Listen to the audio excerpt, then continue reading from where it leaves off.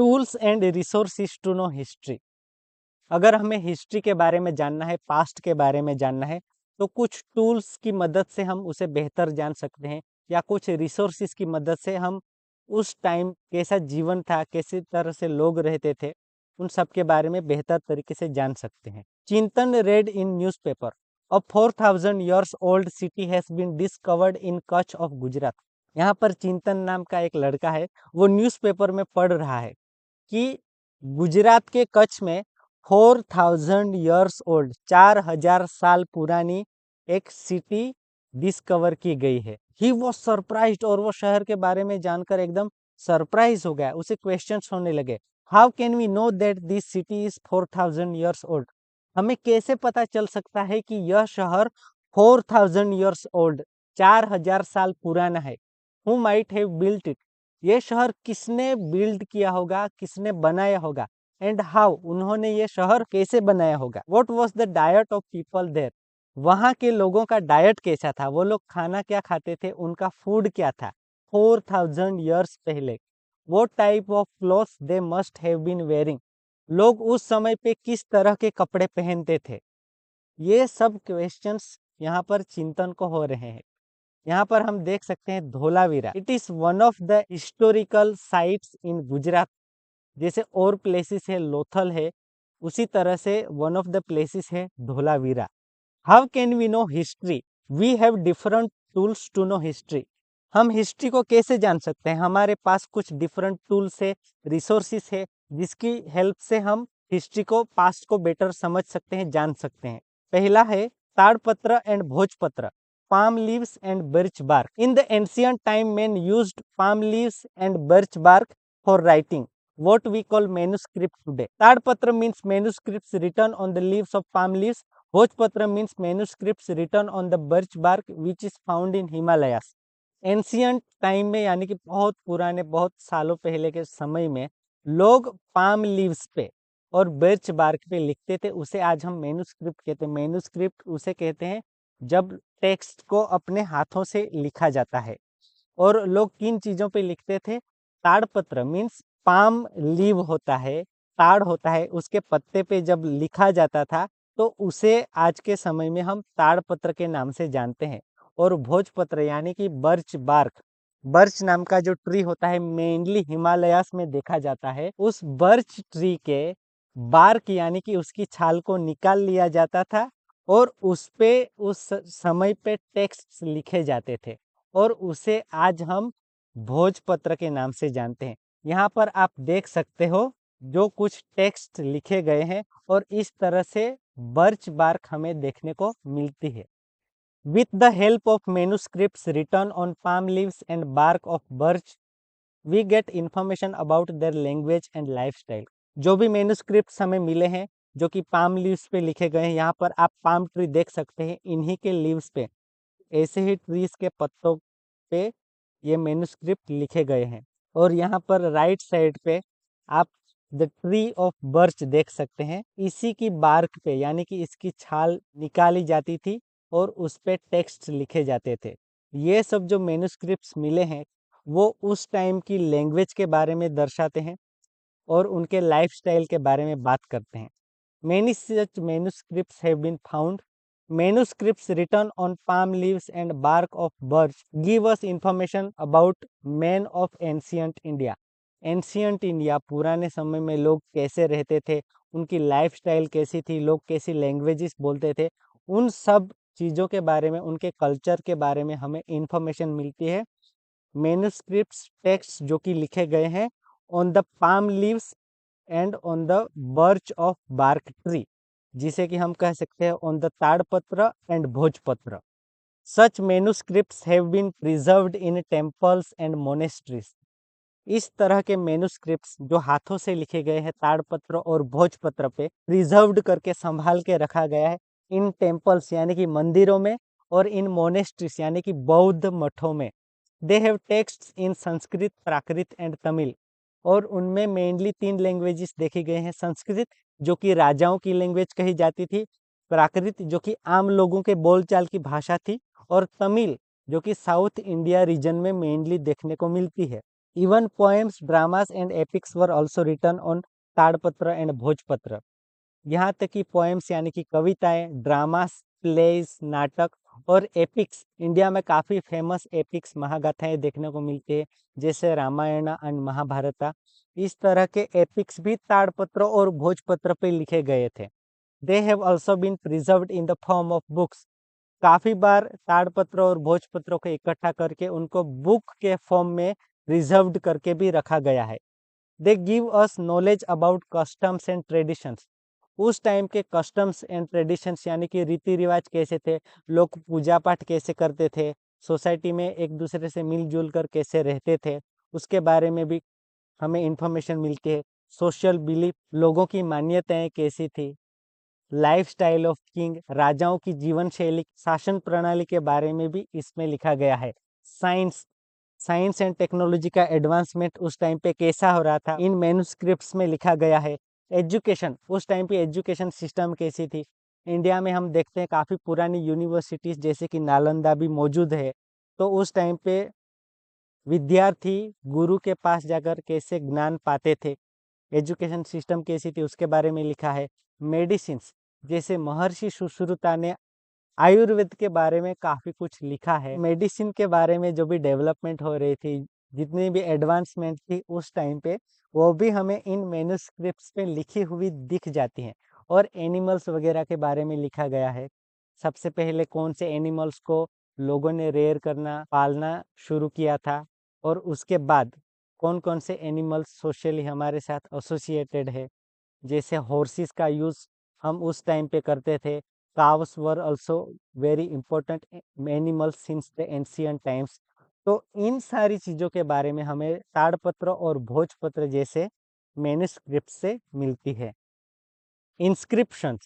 Articles have been carved on the metals and stones are called stone inscriptions. जो भी text curve किए गए थे on the metals and on the stones, उन्हें हम inscriptions कहते हैं। इंस्क्रिप्शंस यानी अभिलेख। पत्थरों पे, रॉक्स पे जो भी टेक्स्ट कार्व करके लिखे जाते थे, उन्हें हम इंस्क्रिप्शंस कहते हैं। We can know history from the stone inscriptions. क्योंकि ये पत्थरों पे लिखा गया है तो काफ़ी साल पुराना हो तो भी टिक सकता है। इन स्टोन इंस्क्रिप्शंस की हेल्प से भी हम हिस्ट्री को जान सकते हैं। Many times inscriptions were done on metal also. और जिस तरह से पत्थरों पे कार्विंग करके ये टेक्स्ट लिखे जाते थे, उसी तरह से मेटल्स पे भी कार्विंग करके टेक्स्ट लिखे जाते थे, जिसे कि हम इंस्क्रिप्शन कहते हैं। Kings used to converse with people by carving his orders and commands on these rocks. और राजा अपने प्रजा के लिए जो भी ऑर्डर्स वगैरह देना चाहते थे, वो usually commands and orders in rocks पे, इन पत्थरों पे वो कार्व्स करवाते थे। और इस तरह से वो अपनी बात, अपने ऑर्डर्स, अपना मैसेज लोगों तक पहुंचाते थे। Many kings and queens have inscribed information about their kingdom, victories, religion and culture on these stones. Kings अपना ऑर्डर भी लोगों तक पहुंचाने के लिए इंस्क्रिप्शन करवाते थे। उसके अलावा काफ़ी सारे राजा और रानियों ने इंस्क्राइब करवाए हैं इंफॉर्मेशन अबाउट देयर किंगडम। अपने किंगडम के बारे में इंफॉर्मेशन उन्होंने पत्थरों पे लिखवाई है। उसके अलावा विक्ट्रीज, अगर वो वॉर में जाते थे, अगर उन्हें जीत मिली है, तो वो अपनी जीत के बारे में इस तरह से इंस्क्रिप्शंस लिखवाते थे रॉक्स पे, स्टोन्स पे। अबाउट द रिलीजन, अपने रिलीजन के बारे में भी उन्होंने काफ़ी कार्विंग की है। एंड अबाउट द कल्चर, यहाँ पर जिस तरह से हम देख सकते हैं कि इंडिया में जो भी उस टाइम का कल्चर था, वो हम स्टोन पे कार्व किया हुआ देख सकते हैं। तो इस तरह से इंस्क्रिप्शंस हमें इंफॉर्मेशन देते हैं about the past life, about the lifestyle of the people and the kings of ancient times. Stone inscriptions of Ashoka are very famous. सम्राट अशोका के टाइम पे जो भी इंस्क्रिप्शंस स्टोन और मेटल्स पे टेक्स्ट्स लिखवाए गए थे, वो बहुत ही फेमस है। यहाँ पर हम एक एग्जांपल देख सकते हैं, stone inscription of Ashoka's time in Junagadh. Junagadh में अशोका के टाइम पे जो स्टोन इंस्क्रिप्शंस करवाए गए थे, वो आज भी मौजूद है। Records and inscriptions written on these are long lasting. और रिकॉर्ड्स जो कि पत्थरों पे लिखे जाते हैं, मेटल पे लिखे जाते हैं, स्टोन पे लिखे जाते हैं, इंस्क्रिप्शंस इंस्क्राइब किए जाते हैं, ये सबसे ज़्यादा लॉन्ग लास्टिंग होते हैं। हिस्ट्री में काफ़ी बार देखा गया है कि ताड़पत्रस एंड भोजपत्रस वर रूइंड, वो खराब हो गए थे, पर रिकॉर्ड्स हजारों सालों बाद भी जैसे के तैसे स्ट्रॉन्गली प्रिजर्व्ड रह सकते हैं, क्योंकि पत्थरों पे, स्टोन्स पे, मेटल्स पे लिखा हुआ इजीली मिट नहीं सकता, इसीलिए records and inscriptions are long lasting. Copper plate, tamrapatra, the text which is engraved on copper sheet is called tamrapatra. Copper की जो प्लेट होती है उस पे जो भी टेक्स्ट लिखे जाते थे उसे हम ताम्रपत्र कह सकते हैं। Many kings have engraved information about their administration and donations on ताम्रपत्र। और कई सारे राजा महाराजा उस समय पे उनका शासन प्रणाली कैसा चलता था या जो भी डोनेशंस वगैरह दान धर्मदा वो देते थे, उन सब की इंफॉर्मेशन उन्होंने इस तरह के ताम्रपत्र पे लिखवाई है। Such tamrapatras have been found in Gujarat in large number. और ताम्रपत्रस पे जो टेक्स्ट लिखवाए जाते थे वैसे ताम्रपत्रस गुजरात में भी काफ़ी ज़्यादा मिले हैं। They give us information about name, religion, administration and donation. और इन ताम्रपत्रस पे लिखा हुआ है the name of the king, religion उस समय कौन सा था, एडमिनिस्ट्रेशन शासन प्रणाली कैसी चलती थी, और डोनेशंस काफ़ी बार जब लोग दान देते थे तो उसकी इंफॉर्मेशन ताम्रपत्रस पे लिखवाते थे। Such tamrapatras have been preserved in Hemchandra library in Patan, north Gujarat. और गुजरात में जो भी ताम्रपत्र मिले हैं वो कुछ जगहों पे प्रिजर्व्ड करके रखे गए हैं, जिनमें से यहाँ पर कुछ नाम दिए गए हैं, जैसे कि Hemchandra library in Patan, north Gujarat, LD institute of Indology, Navrangpura, Ahmedabad, BJ learning and research studies, Vidya Bhavan, Ahmedabad, Shri Mahavir Jain आराधना केंद्र, कोबा, गांधीनगर। इन जगहों पे ताम्रपत्र जो भी गुजरात में मिले हैं, जिन पे कि राजाओं के बारे में इंफॉर्मेशन लिखी गई है, उनके रिलीजन के बारे में, उनके एडमिनिस्ट्रेशन के बारे में, उनके डोनेशंस के बारे में, वो प्रिजर्व्ड करके रखे गए हैं। Coins, coins are also an important source to know about history. We get information about name of king, his religion, culture and time from these coins. Coins भी काफ़ी ज़्यादा इम्पोर्टेंट सोर्स है हिस्ट्री के बारे में जानने के लिए।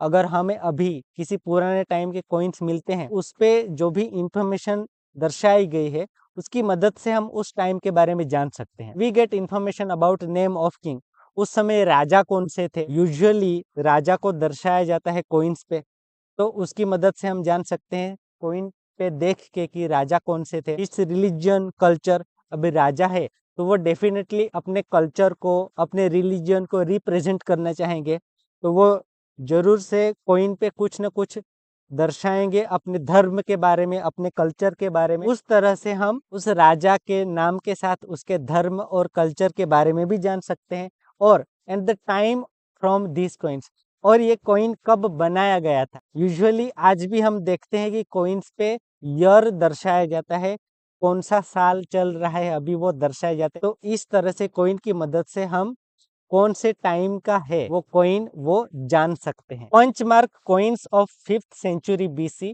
Have been found in India which is the oldest coin. Punchmark coins जो कि 5th century before Christ time के मिले हैं इंडिया में, वो इंडिया के सबसे ओल्डेस्ट कॉइन है। ये क्वेश्चन अगर आपको कहीं पर पूछा जाता है which is the oldest coin of India, punchmark coins. Other than this gold, silver and copper coins of Greek kings, Mauryan age, Gupta age have been found. इसके अलावा ग्रीक राजाओं के समय के, मौर्यन राजाओं के समय के, गुप्ता एज के टाइम के गोल्ड, सिल्वर और कॉपर के कॉइन्स भी हमें मिले हैं। यहाँ पर आप पंचमार्क कॉइन का पिक्चर देख सकते हैं। The coins created by pressing metal pieces into mould are called punchmark coins. इस तरह से प्रेस करके इन कॉइन्स पे ये चिन्ह बनाए जाते थे और इन्हें हम जानते हैं पंचमार्क कॉइन्स के नाम से। These coins give us information about their social, religious, economic and political structure of the state. ये coins हमें information देते हैं about the social, religious, economic and political structure of that state. उस राज्य में, उस किंगडम में कैसा सोशल स्ट्रक्चर था, रिलीजियस स्ट्रक्चर कैसा था, कौन सा धर्म लोग फॉलो करते थे, इकोनॉमिक कंडीशन कैसी थी। अगर गोल्ड के कॉइन्स चल रहे थे तो इकोनॉमिक कंडीशन डेफिनेटली काफ़ी ज़्यादा अच्छी रही होगी। उसी तरह से पॉलिटिकल स्ट्रक्चर कैसा था, क्या राजा का शासन था तो राजा को उस कॉइन पे दर्शाया गया होगा। तो इस तरह से social, religious, economic and political structure किसी भी स्टेट का, किसी भी किंगडम का कॉइन्स की मदद से जान सकते हैं।